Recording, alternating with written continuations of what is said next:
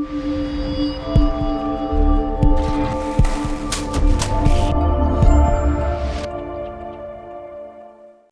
and welcome to Brian's Got Game. I'm Brian, and today I've got a game called Terraforming Mars Ares Expedition. Ares Expedition is a 1 to 4 player engine building card game and is published by Stronghold Games. This is essentially Terraforming Mars the card game and was designed by the same group that created the original.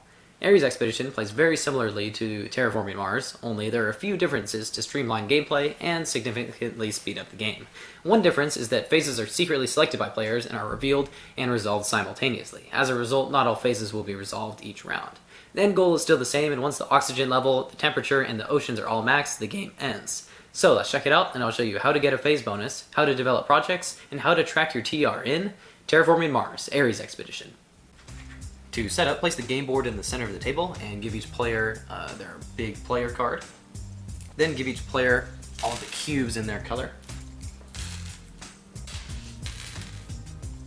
And then they all place 1 cube of their color on the 5 spot right there. Then we're going to continue setting up the main board here, and there's 2 of these larger clear cubes, and we're going to place 1 of them on the 0% on oxygen track and 1 on the negative 30 degrees on the temperature track. Then shuffle and place all of the ocean tiles on each of these spots. These are face down. On the other side there are oceans along with bonuses you get for flipping them over. Then place all of the phase tokens over here. There's 5 phases, so there's 5 phase tokens. Right there. Then place all the currency currency cubes, like that. Put those here, and they're 1, 5, and 10 respectively. Then we have some other trackers right here. These are the trees. These are 1 trees, and then those are 5s. And then we have some cards. I place the main card supply right there. It's a huge stack of cards.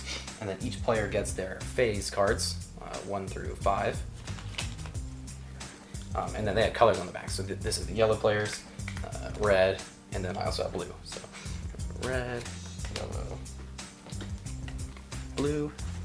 So then we start by building each player's hand. So these cards have little stars in the bottom corner, and those signify that they're a little bit more basic cards and they're cheaper. So for your first game, they suggest that you deal 4 to each player to start off their hand, and then you deal 4 to each player from the big stack here. So next we give each player corporation cards. So also for your first game, they recommend you deal 1 with the stars on it, or you can shuffle it up and give each player 2, and then they pick 1. So we're just going to deal ones with stars on them. So give them to each player. So this is an example of one of the corporation cards. It has the name of the corporation and also the symbol for the corporation, and then this is just shows you what you produce. This is another spot. It says that in the 4th phase, which is the production phase, you produce 1 plant. So you start with 1 plant production and 27 MC, which mega credits is what it is. And then so it also signifies starting with 27 mega credits there. And you have an effect. Every time you spend plants to gain a forest VP token, which are those tokens down there, I'll point to them in a second, you raise the oxygen, raise the oxygen, you spend 1 less plant. So it makes it easier for you to do that. And these are the forest VP tokens, and I'll get to that in the rules later. So now they receive their starting resources and abilities and production amounts from the bank. So I'm going to start with all of these color tiles, the colored cubes, and right now everybody produces 0 mega credits, 0 cards, and then we don't actually produce anything, so 0 on the rest of these as well. And then the rest of these are used, I'm going to pull them off, and they're used to signify whenever you do 10 and 20 to track when you get higher up. So then these other spots are used for putting your resources in. So this one is for your mega credits, and we start with 33 right there. And then this is for your heat, plants, and then these other 2 are used to buy cards for cheaper. Once each player has done that, you are now ready to begin. So I moved a lot of the stuff off the table to reduce the clutter. These are all the resource banks. We still have our same player, all the same values. We just moved the players, removed some of the cards just to make everything look a little less cluttered. So the goal of the game is to move your terraforming rating as high as you can, and those are the points at the end of the game, and you do that by terraforming Mars. So ways you can terraform is by taking the oceans and flipping them over to make them actual water oceans instead of these wastelands. You get stuff from that and points. And then you can also bump up the temperature, and once it gets to the top, and this gets to the top, this one's oxygen, so temperature and oxygen, and you move it once every time you do the action. once all of those are at the top and all the oceans are flipped over to their water side, the game ends, and then everybody scores. So let's talk about how to get there. So this game is played in rounds, and each round is divided into steps. The first step is the planning step, where each player chooses what phase number they want to play that round. So these are the 5 phase cards, and we'll go over them, but I'm going to start just by picking phase 1 to explain that, and then all of the other players also pick their phase and play it face down. So then the next step is resolving. So all the players flip over their phase cards. I have the other ones off screen, and so both of these players have phase 1 flipped over, so that only gets resolved once, and then this player has the 4th phase production flipped over. So you flip over the chosen phases on these phase tokens. So then all of the players simultaneously do the phases in order. So we start with 1, development. So each player may play 1 green project card. So in your hand, and you have, those are your phase cards. In your hand you have all of these production cards. So these are the green ones that it's talking about. So each player may play 1 green project card. And on each card you have the MC cost, some of the attributes on here that interact with other cards, and then tokens it produces, or this one generates 2 heat during phase 4. So we have the symbols there, and then also the wording of what happens. So when you play it, you draw a card, and then during the production phase you produce 2 heat, which is what that signifies. And then this one produces 1 MC and 2 plants, and then that's what it says right there.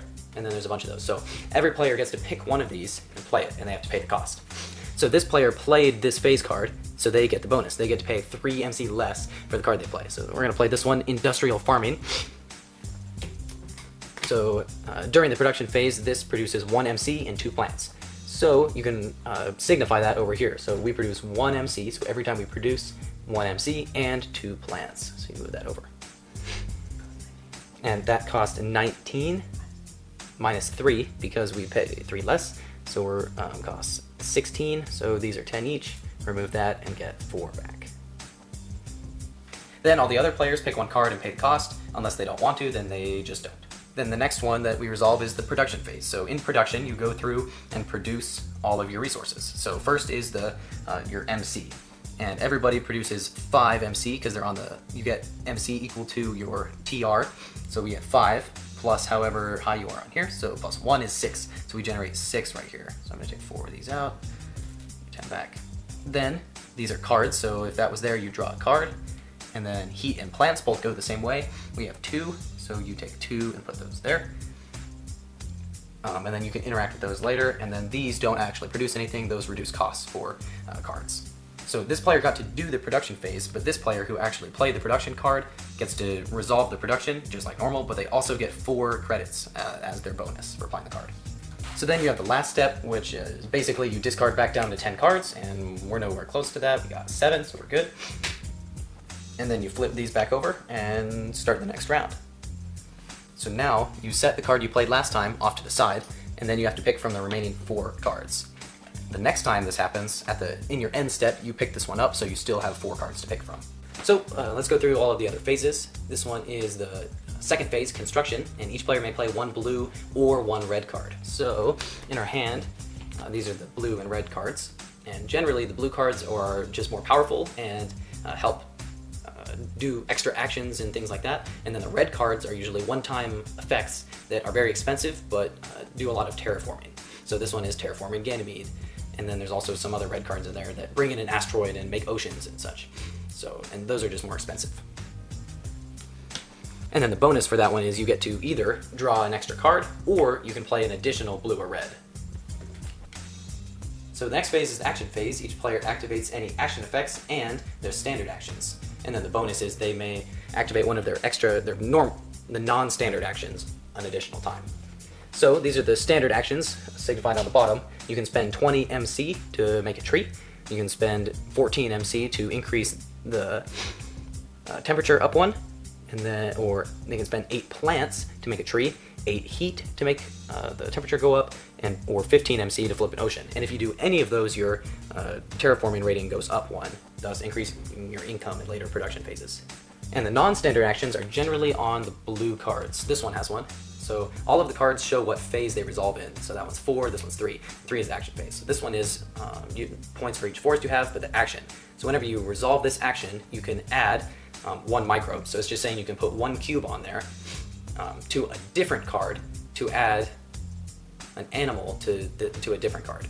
So that one doesn't work right now, but with other cards you can do actions allowing you to do the standard ones for cheaper and getting extra stuff, or just drawing cards, and there's a whole bunch of other actions. Okay.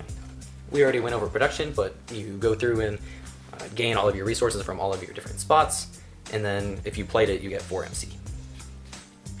And then finally, the last one is research. And this ability is all players draw 2 cards, and then you keep 1. But if you're the one that played it, you get to draw an additional 3 cards, making that 5, and you get to keep 2 total. So then you just keep going around, playing phase cards, resolving them, drawing cards, playing them, building your engine, producing the heat and plants, flipping over oceans, and then moving up your TR rating. And you keep doing that until the oxygen is at max and the temperature is at positive 8 degrees and all of the oceans have been terraformed. So this is an example of what your engine would look like at the end of the game. You're producing resources, you've got actions you've been taking. You'd actually have some more cards out, but this is kind of a little bit of a watered down version. But your score at the end of the game is equal to your TR, your terraforming rating, and we are at 15, 16, 17. And then you add points on your cards, and you get points for your forest. So we're at 17, 18, 19, 20, 21, 26, and then you score points for your cards. So you go through and pull out all of the cards with the Mars token, or the Mars symbol on this side of the card. And then this one, actually I don't want to move it because you get 1 victory point per animal, so each cube on here. So we get 3 for that card. Why did I say 26? So that gives us 29, 30, 31, minus 1, so 30, 31, 32 points. Then everybody calculates their score, and the player with the most points wins. That's how to play Terraforming Mars Ares Expedition. Okay, got my dad here for Parents' Opinions. Dad, what did you think of... Okay, got my dad here for Parents' Opinions. So Dad, what did you think of Terraforming Mars Ares Expedition? Surprisingly, I really enjoyed it. So, short story, a few years ago when Terraforming Mars was all the rage, we sat down at a convention and tried to play it. Very late. And the rule book is this big, and we didn't even make it through it. So, I don't know. I kind of had that bad taste in my mouth from that, but I really enjoyed the Ares Expedition. Card game streamlined a lot of things. The rule book was much better, and so I had a lot of fun. Yeah, and like the rules aren't that hard. Like I literally explained the whole game just a second ago. Like it's not that bad. But I will jump right in with the components. So you've got all the different. You got the little colored cubes for all the players, and then you've got the gold, silver, copper cubes. You've got the main player board, and then all of the little ocean tiles, and then the trackers for heat and oxygen. See the player cards, and then the huge stack of terraforming cards, and then everybody also has their phase select cards, the phase select tokens. You just named every component. I think I got it. We're good. Yeah, so I guess we should note this was kickstarted last year. What you showed was not the Kickstarter edition. This is the normal retail version.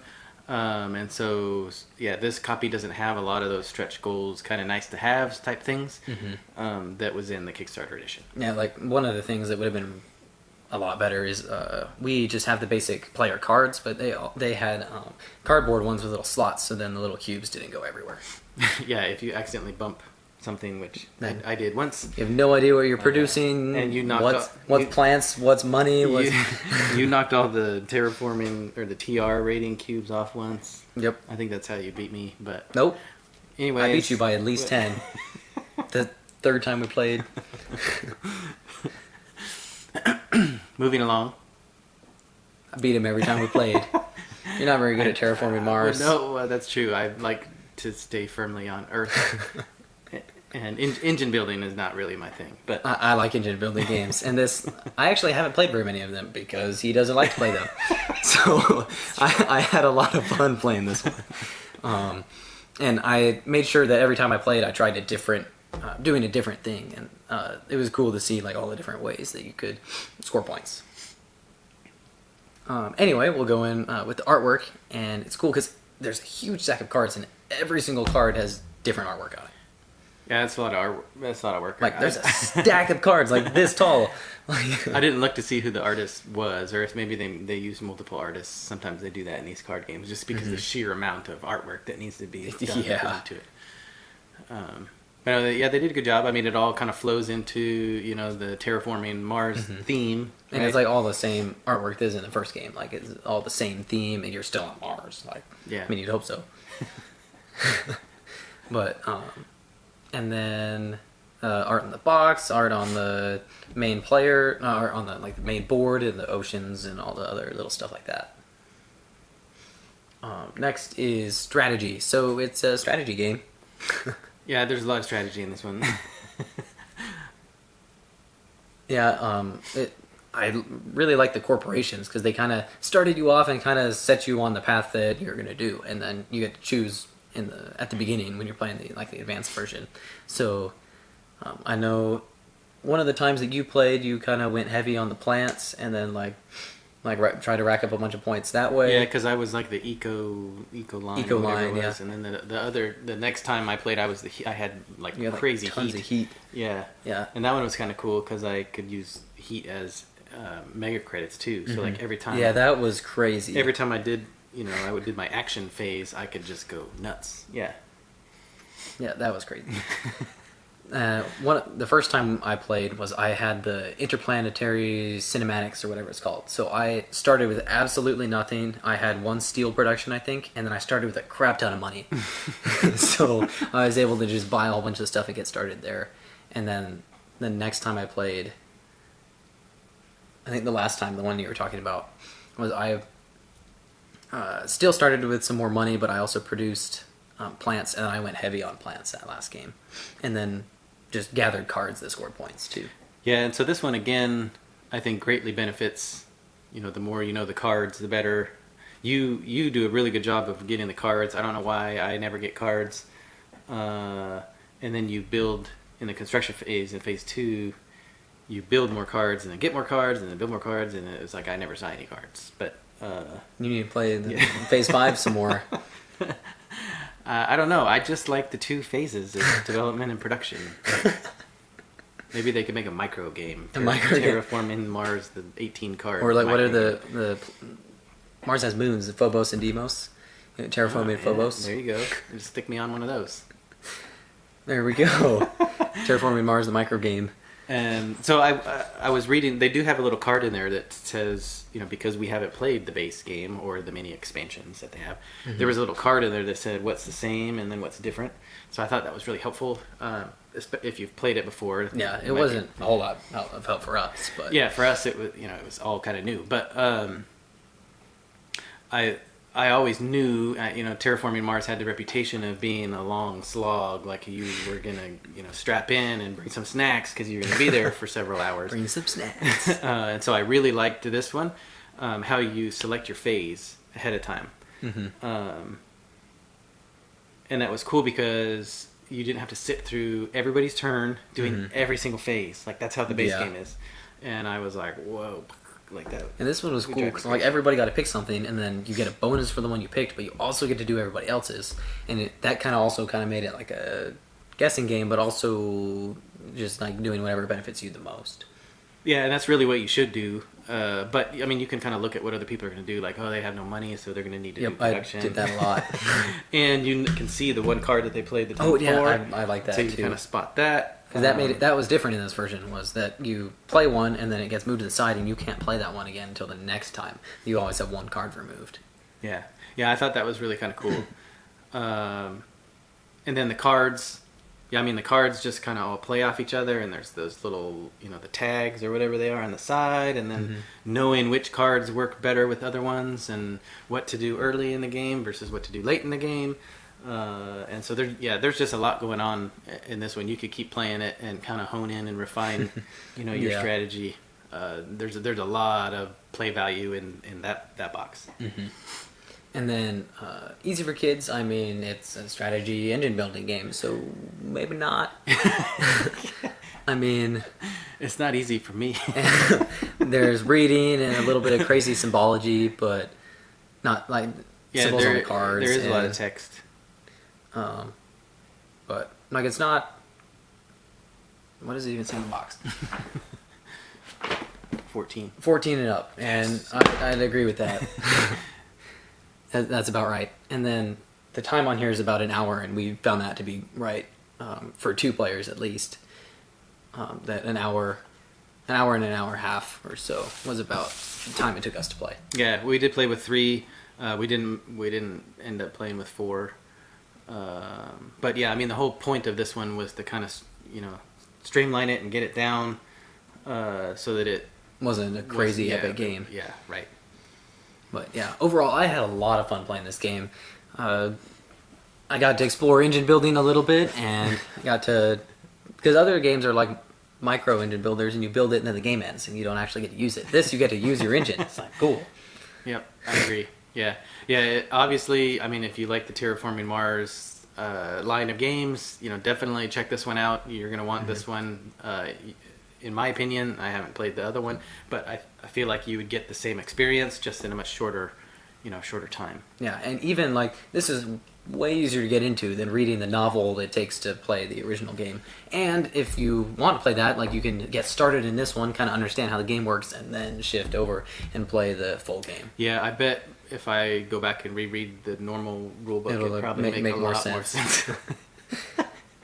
Yeah, I don't know if it was a translation thing going from another language to English, but yeah, it was not happening. But this one, well, it was also late, so that might. It was too. Yeah, I mean, learning a new game at a con when you're tired. But yeah, no, this one, the rulebook was a lot better.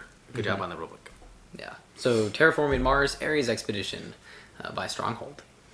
Thank you for watching. Brian's Got Game. Please like us on our Facebook page. Send us a tweet at Brian's Got Game. Visit our webpage, briansgotgame.com. Subscribe to our YouTube channel. I'm Brian. This is my dad. I'll see you next time.